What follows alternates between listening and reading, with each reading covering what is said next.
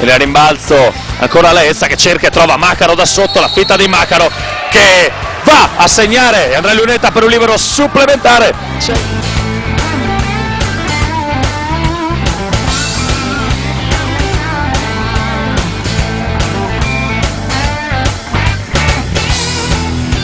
Il pressing di Giannotta su Antena che prova a buttarsi dentro, in qualche modo cerca e trova la magata. Stewie Antena, primi 2 punti anche lui, bella magia, bravo Steve.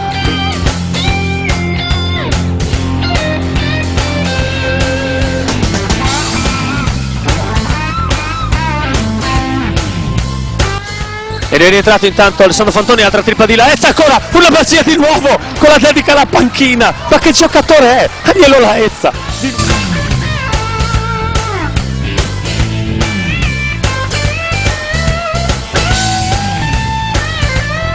Di nuovo 7:27 al termine, altra tripla per lui.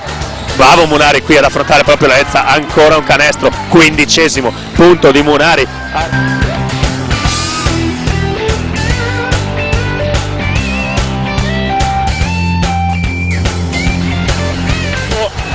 Per andare a un possesso di differenza. Principe per Federico Bellina, Fede batte la difesa, Federico Bellina, -2, time out per Lecco.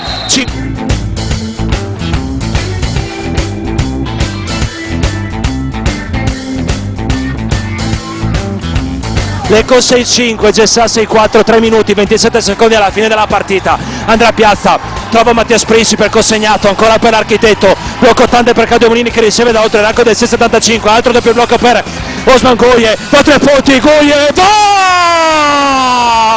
Osman Goye, Udine +2, 6-5, 6-7.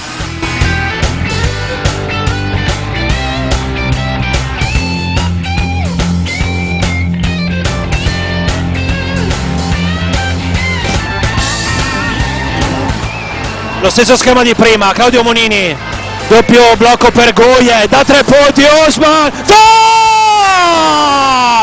È un marziano, Lecco, Osman Goye.